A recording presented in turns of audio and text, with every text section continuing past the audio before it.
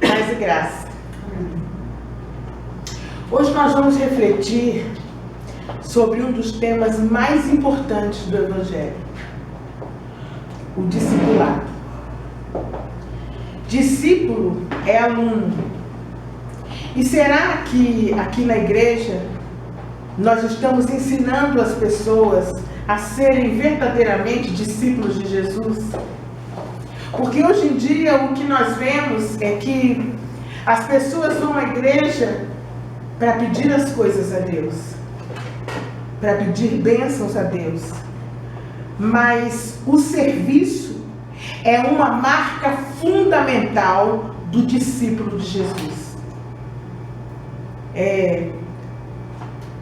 Como pastora, eu não tiro férias há muitos anos. E a minha vida é atender e servir as pessoas. Mas será que eu estou fazendo algo com qualidade? Será que eu estou ensinando as pessoas a verdadeiramente buscar a fonte de água viva que é Jesus? Ou será que eu estou fazendo como todas as outras pessoas e dizendo a elas: Deus vai fazer, Deus vai te dar isso, Deus vai te dar aquilo, Deus vai te dar isso assim assim? A característica principal de um discípulo de Jesus é ser servo. E nós temos que começar a pensar sobre a nossa condição de servo. Depois nós podemos encorajar outras pessoas a servir. Será que estamos dispostos a servir outras pessoas? Esses dias eu tenho estado impossibilitada de atender as pessoas, ou na minha casa, ou ir até onde elas estão, às vezes até em orientá-las pelo telefone. E eu tenho meditado nisso. Qual é a qualidade daquilo que eu estou, daquele serviço que eu estou prestando a Deus e às pessoas? Primeiro nós vamos entender a visão que as pessoas têm hoje sobre servir e ser servido. Depois vamos tentar compreender o que Jesus disse sobre servir e ser servido. São 4 falas de Jesus. O modo de pensar muito comum a respeito de servir é que quem serve é menos importante do que aquele que é servido. Quem serve faz o que os outros não querem fazer. Quem é servido não precisa fazer aquilo que não quer. Quem serve é alguém que é mandado. Quem é servido é encarado como aquele que manda. Quem serve é porque não tem dinheiro, é o que muitos pensam. Quem é servido é porque tem dinheiro no bolso. Eu já ouvi uma pessoa dizer numa fila para uma balconista: é por isso que eu estou do lado de cá e você desse lado. Você tem que me servir porque eu tenho outra condição. Quem serve geralmente é encarado como alguém que é fraco, alguém que está sempre à disposição para servir as pessoas. Quem é servido é considerado mais forte e mais poderoso. É esse o modo de pensar que orienta a vida de muitas pessoas. Aquele que está a serviço não apenas recebe ordens, por isso está em situação inferior àquele que dá ordens, àquele que serve, que é servido. É interessante notar que a maioria das crianças é muito prestativa. E quando somos pequenos, geralmente almejamos profissões que visam ajudar a outras pessoas em suas necessidades. Queremos ser bombeiros, queremos ser policiais, queremos ser professores, queremos ser médicos para curar a vida dos outros. Mas logo que crescemos, nós somos alertados para o fato de que essas pessoas podem trabalhar muito e ganhar pouco. E que há outras profissões nas quais você pode trabalhar menos e ganhar muito. Então nós desprezamos muito tipo de serviço para procurarmos algumas coisas que nos façam parecer mais poderosos. Algumas vezes as pessoas que prestam serviço em nossas casas são tratadas por nós com ar de superioridade. É como se servir fosse uma atividade inerente a cidadãos de segunda categoria. Mas não é sem motivo que a condição de servir é rejeitada pelas pessoas. A nossa natureza caída tem uma inclinação a explorar as pessoas sempre que o dinheiro ou o poder nos permitem fazer isso. Às vezes, o simples fato de estarmos do outro lado do balcão, sendo atendidos, é suficiente para nos acharmos superiores e cheios de direitos e tratarmos garçons e outras pessoas como seres menos importantes. É o que todo mundo faz. Mas o discípulo de Jesus, ele deve adotar o mesmo ponto de vista de Jesus a respeito do mundo e da vida. Nós precisamos saber o que Jesus pensa sobre servir e sobre ser servido. Vejamos um comentário de Jesus sobre esse assunto no Evangelho de Lucas, capítulo 22. Ele diz assim: surgiu também uma discussão entre eles acerca de qual deles era considerado maior. Qual dos discípulos? Jesus lhes disse: os reis das nações dominam sobre elas. Os que exercem autoridade sobre elas são chamados benfeitores. Mas com vocês não será assim. Pelo contrário, o maior entre vocês deverá ser como o mais jovem, e aquele que governa como aquele que serve. Pois quem é maior? O que está à mesa ou aquele que serve? Não é o que está à mesa, mas eu estou entre vocês como aquele que serve. Parece que Jesus nos propõe uma forma diferente de considerar o servir e ser servido. Primeiro, ele reconhece que aos olhos das pessoas, aquele que é servido é mais importante do que aquele que serve. Mas logo em seguida, ele nos desafia a assumir o lugar de servos, mesmo assim. E o que me parece mais desafiador ao ouvir Jesus falar dessa maneira é que ele não estava apenas fazendo um discurso sobre como as coisas devem ser. Jesus estava chamando os seus discípulos para andar nos passos deles e viver do jeito que ele vivia. Eu estou entre vocês como quem serve, disse Jesus. Nós gostamos de dizer que somos cristãos, que seguimos a Jesus. Qual a sua religião? Eu sou cristão. Mas ser cristão é seguir os passos de Jesus. De um lado, nós sabemos que se tornar servo nesse mundo é difícil. Por outro lado, o Espírito de Deus parece sussurrar aos nossos ouvidos que devemos aceitar o desafio de tornar o serviço nossa rotina de vida, do mesmo jeito que Cristo fez. Seguir a Jesus não é apenas frequentar os cultos ou fazer parte do grupo da igreja no Face ou no WhatsApp. É bom participar, mas isso não significa que fazendo isso nós nos tornaremos discípulos de Jesus. É aí que eu comecei a questionar o que eu estava ensinando. Ser discípulo é adotar o mesmo entendimento que ele tem a respeito da vida. E sobre o serviço, parece que o pensamento de Jesus é muito claro. Ainda que as pessoas desprezem e considerem aqueles que servem menores, devemos atender ao chamado dele e transformar o serviço às pessoas em nosso modo de vida. Jeremias, o profeta, muitos séculos antes de Jesus nascer, anunciou que o Messias seria um servo, e um servo sofredor. O apóstolo Paulo, depois de Jesus ressuscitar e subir aos céus, escreveu um pouco sobre o coração de servo que pulsava no peito de Jesus. E ele diz assim em Filipenses: tentem pensar como Cristo. Tentem pensar como Jesus pensava. Mesmo em condição de igualdade com Deus, Jesus nunca pensou em tirar proveito dessa condição. Quando a sua hora chegou, ele deixou de lado os privilégios, a divindade e assumiu a condição de humano. E depois disso, permaneceu humano. Foi a sua hora de humilhação. Ele não exigiu privilégios especiais, mas viveu uma vida abnegada e obediente, tendo também uma morte abnegada e obediente, e da pior forma, a morte de cruz.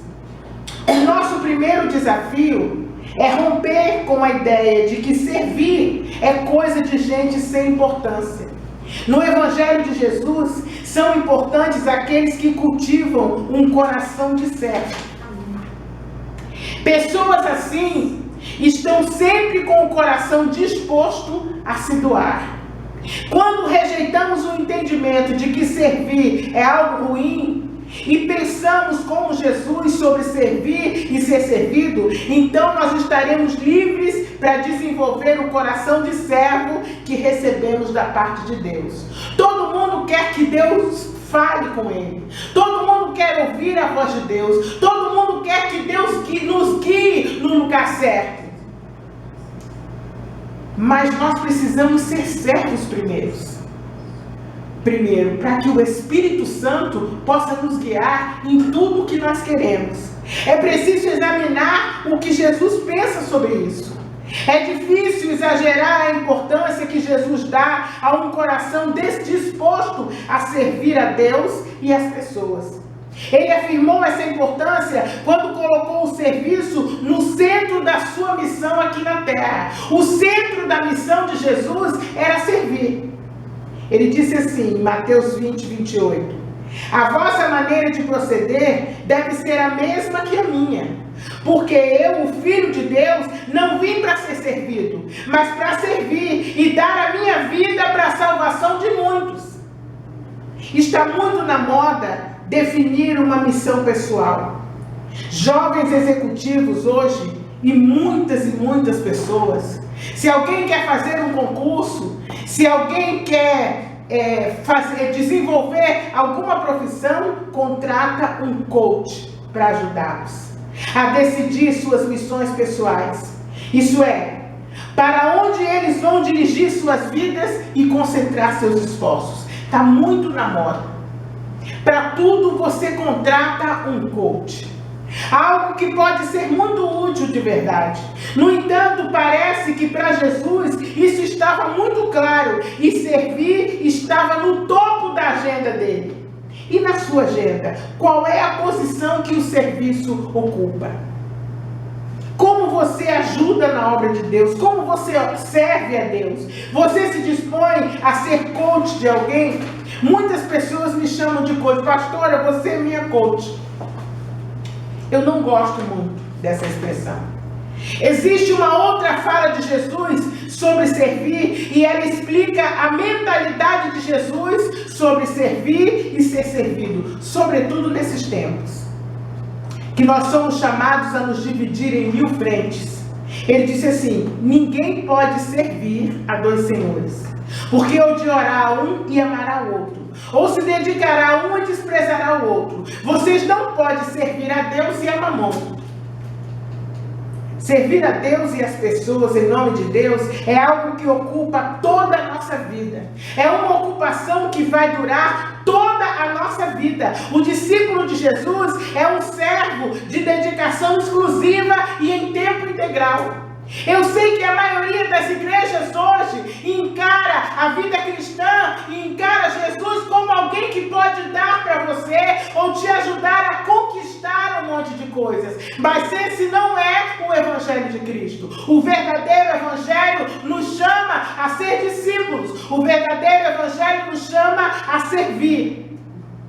Servir a Deus e as pessoas em nome de Deus não é algo que você faça a meio período ou em jornada reduzida. Aí você me pergunta, mas pastor, eu vou largar tudo agora para servir a Jesus? Não. Você tem que ter um coração disposto ao serviço. Aonde quer que você vá, nas suas férias, dentro da sua casa, no seu local de trabalho, Jesus não chama desocupado. Jesus chama pessoas ocupadas. Mas ele chama as pessoas que estejam dispostas a dividir com outras pessoas aquilo que elas receberam. No texto que nós lemos, Jesus declara a impossibilidade de alguém conciliar em seu coração uma vida dedicada a Deus e ao mesmo tempo uma vida dedicada a enriquecer, a ser bem-sucedido ou a qualquer outra coisa. porque o nosso coração não pode estar dividido. A Bíblia diz: buscai primeiro o reino, e todas as outras coisas vos serão acrescentadas. Amém. Tudo o resto é todas as outras coisas. E não é possível seguir a Jesus com um coração dividido. Mas o dinheiro entra aqui apenas como um exemplo. Porque qualquer coisa que tente capturar o meu e o seu coração entra na mesma categoria. O marido, a esposa, os filhos, os pais, a profissão. Isso quer dizer que quando você adquire coisas, o discípulo servo não as trata apenas como coisas que vão aprisionar o seu coração. Quando se compromete com as pessoas, o discípulo servo o faz com o objetivo de servi-las e não de dominá-las. Quando ocupa posições de destaque, o servo entrega todas as honrarias aos pés de Cristo. Muita gente quer ter posições de destaque. Quando eu conto para as pessoas que uma vez Deus me deu um carro e as pessoas se curvavam quando eu passava. Deus honrou, Deus me deu honra, mas adiante da honra, a Bíblia diz que vai a humildade. Antes disso, eu depositei tudo aos pés dele. Todo mundo quer ser bem sucedido profissionalmente, mas você tem que colocar a sua vida aos pés dele. Não adianta ter uma vida dividida. Não adianta você querer que Deus te honre, que Deus mude a sua vida completamente com um coração dividido. E Jesus disse isso. Você não pode ter dois senhores. Se você tiver um Senhor, e se Jesus for o Senhor do seu coração, busca Ele e todas as outras coisas vos serão acrescentadas. Quando o servo discípulo, ele lidera alguma instituição, quando ele está à frente de alguma coisa, o servo discípulo faz com a disposição de ser um servo de Jesus. Quando realiza alguma tarefa ou algum projeto, o seu pensamento é em como tudo aquilo servirá às pessoas e a Cristo. Você tem que ganhar dinheiro, claro, você tem que sobreviver. Mas a nossa vida não pode ser só isso. Porque a Bíblia diz que ninguém pode ter dois senhores. O seu coração só tem um Senhor. A vida de um discípulo servo é como nadar contra a correnteza do rio. Ela exige muita energia espiritual. Às vezes dá a impressão de que nada está acontecendo. Bate aquela vontade de parar de nadar e deixar que a correnteza nos leve. Nesses dias, eu parei para pensar sobre tudo o que significa a minha vida hoje. Eu já trabalhei muito, já corri muito atrás de muitas coisas, já me dediquei muito à minha profissão, já me dediquei a muitas coisas, mas eu parei para pensar naquilo que eu faço no meu dia a dia. Nas coisas que eu faço, nas coisas que eu digo, nas pessoas que eu atendo no WhatsApp, as pessoas que eu visito no hospital, as pessoas que eu atendo na minha casa, que eu atendo na igreja, e muitas vezes a impressão que nós temos é de que nada está acontecendo com elas. Talvez seja aí por isso que Jesus ressaltou a importância de servirmos até o final. Ele diz assim em Lucas: estejam prontos para servir. Jesus não disse para mim: Mara, continue servindo se tiver resultado. Não.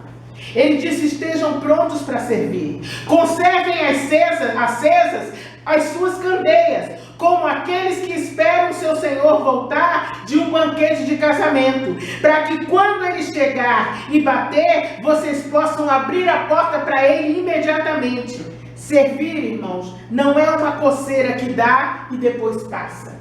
Servir não é moda. Servir é um modo de vida que acompanha você até o seu encontro com o Senhor, até o dia em que você partir desse mundo. Mas é preciso reconhecer que uma vida de serviço não é uma corrida de 100 metros.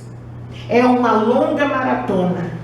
E muitos desafios serão enfrentados até que ela chegue ao final. Servir não é algo que eu e você façamos para ficar bem na foto. Na maioria das vezes você serve e não fica bem na foto. É resultado de uma preocupação verdadeira e permanente com as pessoas que estão à sua volta. É isso que Jesus quer de um discípulo. E foi nesse ponto que eu comecei a meditar.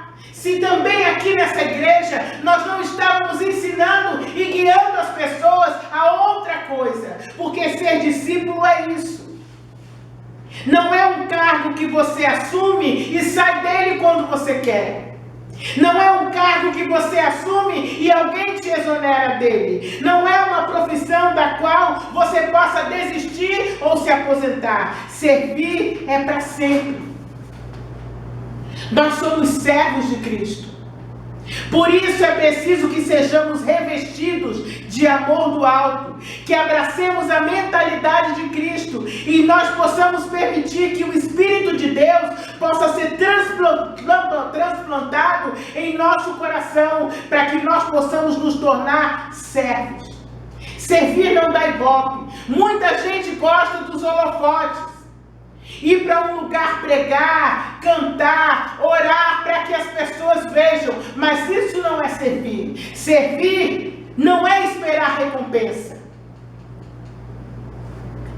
Paulo disse em 2 Coríntios 12,15 assim: eu, de boa vontade, darei a vocês tudo o que eu tenho e gastarei a mim mesmo pelo bem de vocês. Será que quanto mais eu os amo, menos serei amado por vocês?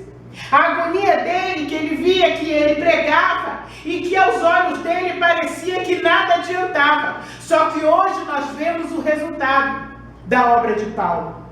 Finalmente, Jesus tem uma palavra de encorajamento e de conforto para Paulo e para todos aqueles que se deixam gastar pelo serviço. Está lá em Lucas, capítulo 12, 37, diz assim: felizes são os servos, cujo Senhor os encontrar vigiando quando voltar. Eu lhes afirmo que o Senhor os vestirá para servir, fará que se reclinem à mesa e irá servi-los, o Senhor mesmo em pessoa. Haverá um bálsamo de alívio aguardando os servos que perseverarem. Haverá um tempo de descanso para aqueles que gastam as suas vidas servindo a Deus. Esse dia chegará. Aqueles que gastarem suas vidas servindo as pessoas em nome de Deus não serão decepcionados. Um dia eles colherão o fruto de seu trabalho. Um dia eles se alegrarão e bendirão ao Senhor que os sustentou fiéis até o fim. Mas hoje em dia há muita gente espiritualmente ganhando dinheiro para ser coach, para orientar as pessoas espiritualmente. Muitas igrejas trazendo isso para dentro das suas quatro paredes e incentivando as pessoas a orientarem na área B, na área C, na área D. Tem coach gospel. Mas não é isso que Jesus fala. A palavra de Deus diz: dai de graça o que de graça recebeste. Amém. E a palavra de Deus diz também que o Senhor se vestirá para servir aos seus servos e fará com que eles se reclinem à mesa e o próprio Jesus os servirá. Que o Senhor nos ajude e nos sustente em nossa caminhada. E que o Espírito de Deus seja a voz que nos diz: esse é o caminho, andai nele. Porque quem anda nele não será confundido. Eu sei que um dos grandes problemas da maioria das pessoas é que elas não conseguem entender qual é o propósito de Deus para as suas vidas. Mas é preciso buscar, é preciso perguntar a Deus: o que foi que eu vim fazer aqui? Qual é o propósito que o Senhor tem para a minha vida? Qual é o meu lugar dentro da minha família? Qual é o meu lugar dentro da igreja? Qual é o meu lugar profissionalmente? Qual é o meu lugar nesse mundo? O que é que o Senhor quer? E certamente, se você perguntar, Deus vai te orientar.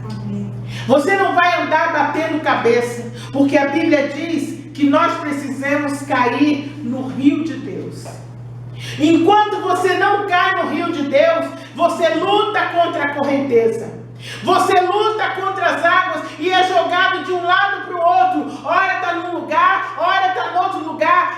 você se aprofundar no conhecimento de Deus, se você parar para ouvir a voz dele, irmãos, oração é via de mão dupla. Você ora e espera a resposta de Deus. Aí muitos dizem, mas pastora, Deus não fala comigo. Eu não tenho nada de especial, irmãos.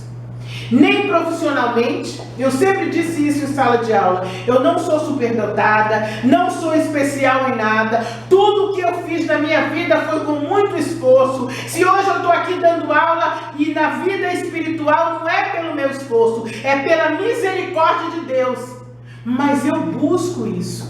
Esse é o desejo da minha alma, que você possa sentar no seu coração hoje, busque de Deus a direção para a sua vida, para que você não seja jogado de um lado para o outro, e quando surge alguma coisa, ai meu Deus, será que é isso mesmo? Olha só o obstáculo, então não é por aqui, vem por aqui. Aí quando surge outra coisa, ai, será que é isso? Eu vou para lá. Não, tenha paciência de orar e esperar a resposta de Deus.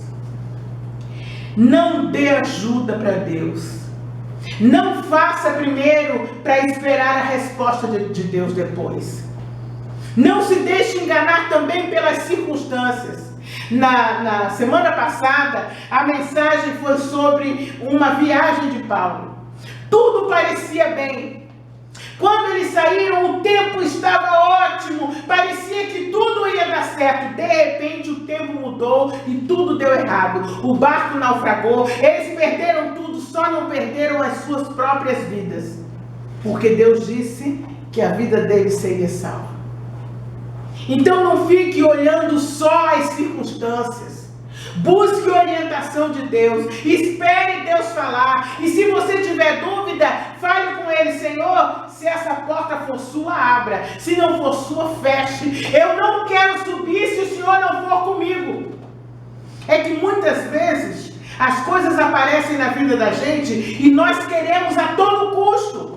Nós queremos ir mesmo que Deus diga que não é para nós irmos. Então nós preferimos nos fazer de surdos, não ouvir a voz de Deus e dizer, ah, pastora, mas as circunstâncias diziam que eu devia ir, que aquilo era para mim. Pare. Deus está sempre disposto a nos orientar. E quando as ondas se levantam, eu sei que é difícil viver no meio de um mar revolto. Eu sei que muitas vezes as circunstâncias nos abalam, mas é preciso você parar e aprender a confiar em Deus. Os problemas, eles não vêm para a sua vida para acabar com você, nem para destruir. Eles vêm para a sua vida para você meditar acerca do que você está fazendo, de onde você está indo e onde você quer chegar. Eu tenho vivido uma onda de problemas de um lado ou de outro, mas isso tem me ensinado muitas coisas. E uma das coisas que eu tenho aprendido é a refletir o que eu sou, o que eu estou fazendo, para onde estou indo e aonde eu quero chegar. Será que é isso mesmo que Deus quer de mim? Será que eu tenho que fazer alguns ajustes? Os problemas, eles são exatamente para isso, para que nós possamos refletir. Paulo disse que todo problema, toda tribulação, ela é produtiva. Ela produz alguma coisa. Então, no meio dos problemas, no meio da tribulação e no meio da dúvida, sobretudo, olha a Deus. Descanse o seu coração, peça a Ele para te dar a solução certa, peça a Ele para te orientar sobre aquilo que você deve fazer. Nunca queira subir e ir para um lugar que Deus não vá com você. Nunca queira ir sozinho, peça sempre a Ele para te guiar.